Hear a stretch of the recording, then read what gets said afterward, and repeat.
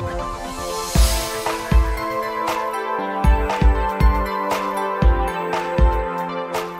welcome to F4U Models Kit Review Time. Today we've got the Hobby Boss 1/48 scale. This is the F4U 4B Corsair, which is obviously the bubble top one, the later version as it comes right the way through. Now, we've it's not exactly the newest kit, but obviously with the Tamiya one coming out pretty soon, it'll be interesting to see what we've got. So for the 48 scales, obviously you've got Tamiya in this range. It's pretty well done throughout all the decades and everything else. But the nice thing with Hobby Boss, it's pretty straightforward and at a relatively cheap price. Okay, so the usual blurb we'd expect. Very nice packaging again, which is something we expect. We'll make our way through. Okay, and everything else. So what we'll do, we'll start with our instructions. So, okay, what have we got here? It's kit number 80388. Okay, we've got the colour call out, we'll look at that in a moment. Okay, so working our way through, usual way of doing it, so we've got the sprues call out and everything else. We don't get any photo etch of this particular one. Okay, we've got the usual type of Corsair tub system, which is very nice because it gives it an extra level of detail, but going in there, very nice to see it on a 1/48 scale. Pretty common in 1/32, but in 1/48 it's not. Okay, we've got decals which are going to be an instrument panel, which is fair enough going through. Looks like we're going to have here a very nicely detailed engine. So we've got nice hose lines coming out with that, perhaps a tiny bit of electrical wiring put on that. I'll give you a very nice engine indeed. Just looking at it, it's very reminiscent of the way that the 1/32 trumpeter kit goes together. Okay, over on the other side, because obviously it's wing fold, we've got the lower wing section with the top ones going in there, and then obviously you've got your little brace sets for setting it up for the wing fold.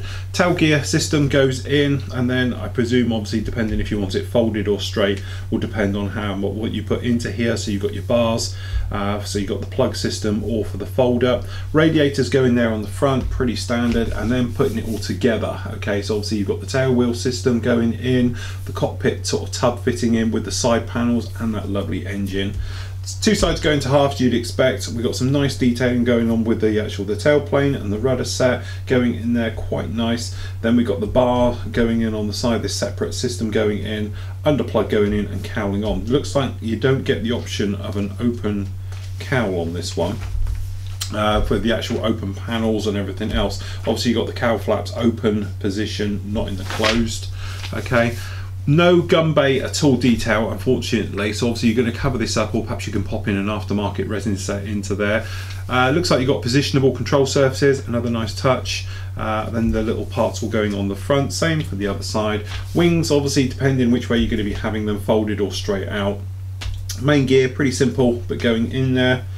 And then onto the final page, which is funny, it doesn't show it in the wings up position, which obviously it does come in, but actually doesn't show it down here. Okay, and then there we go, we've got the actual fuel tanks going on. Okay, fuel line system, the vent hoses, these are fitting in there and everything else. So as you see, it doesn't show it actually with the wing fold up, but it must do it. Quite frankly, it has to, because you get the options for it. So it'll be interesting to see how that goes. We've got your colour callouts, as you can see just down here. So obviously we've got, this is for the Korean one, 1952, featuring VF53, and then we've got the Marine one, 332 as well, which is a little bit more colourful with the markings around the front end there and everything else. Your normal callouts, as I say, it's calling it out in your colours. Basically guns is the one to go for. It's saying that Tamiya doesn't do it, although I think they do now, they're new colours. So that shouldn't be a problem. Vallejo, you should be able to cross-reference that, no problem at all. So the kit itself actually doesn't look too bad. We've got various parts down in here.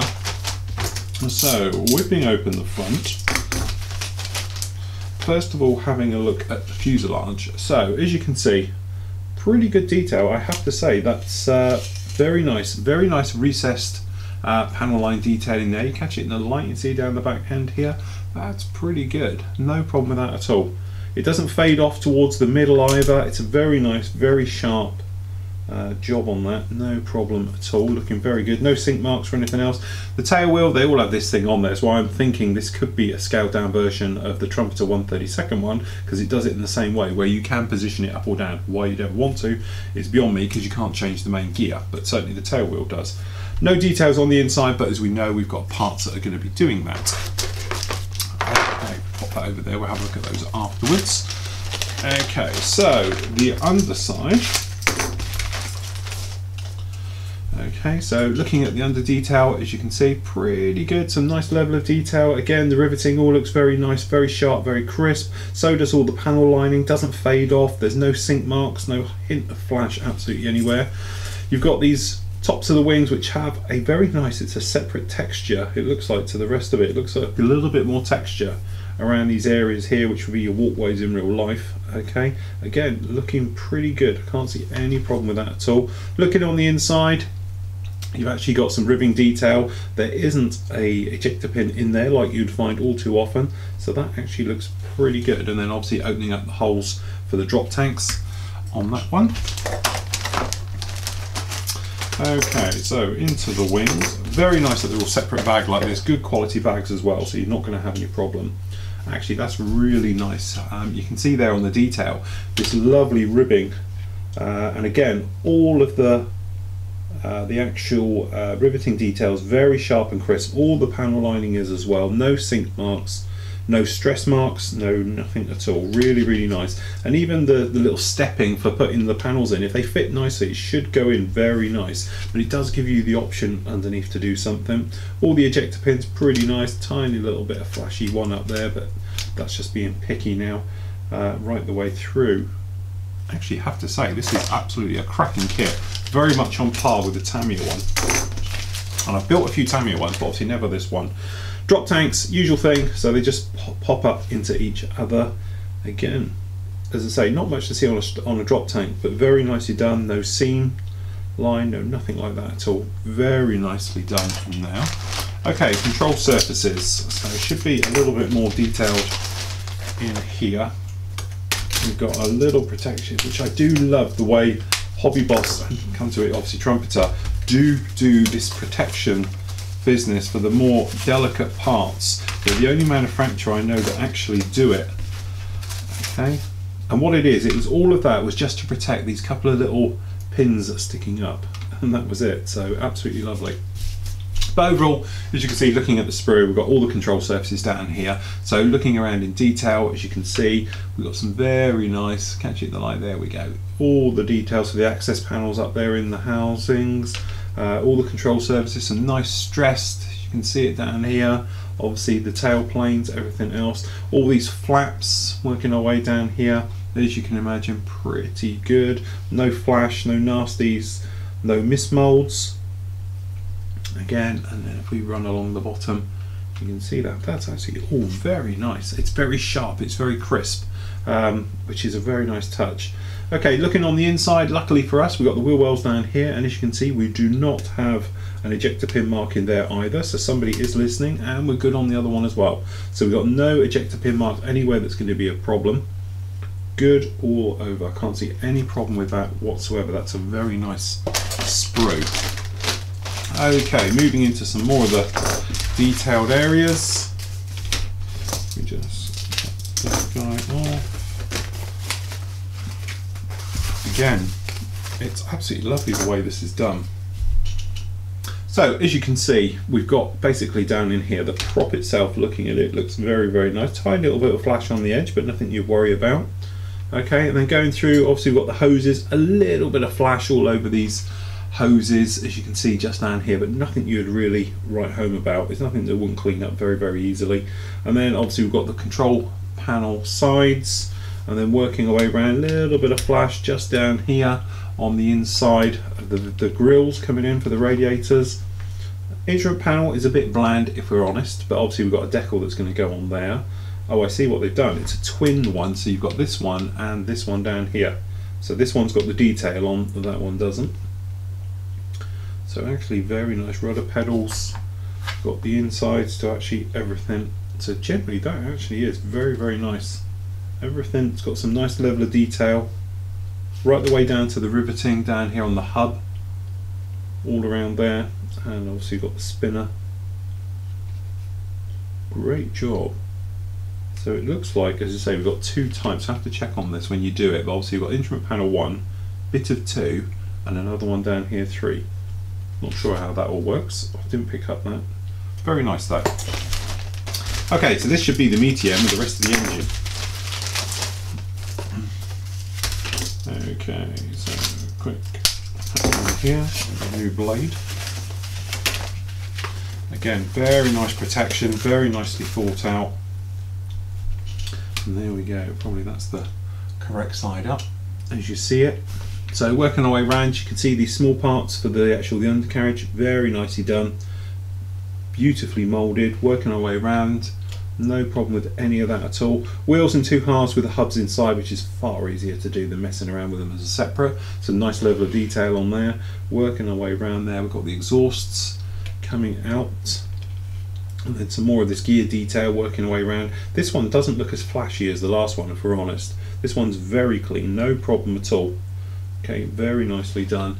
And then we've got the rear bulkhead just down in there, some nice details. Some of these parts again, very nicely done. And then we've got the engine, which admittedly is a little bit soft. Perhaps it would have been nice if this is a little bit sharper, but considering you're not going to see it really unless you open it all up, that's not a problem, any of that. Looking at all of those, that's a really nice kit. Okay, so down in here we have, let's start with the cowl flaps first. Okay, so cowl flaps only in the open position. Okay, relatively basic on the inside, but you're not really going to see massive amounts in there, but very nice one piece mould there of those, not bad at all.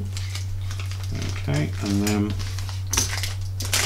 got the actual cowling itself, which is sort of on a twist piece. Again, very nice. We've got no center seam running through this. You're going to have to take out, or not that I can see. There it is. It's just there. It's very, very fine. I don't know how well the camera will, even if the camera can, just about there, pick that out. But again, beautifully done. Very nice. Tiny little bit of flash in there, which actually just brushes off with your finger. Beautiful. Right. Okay. So next up we have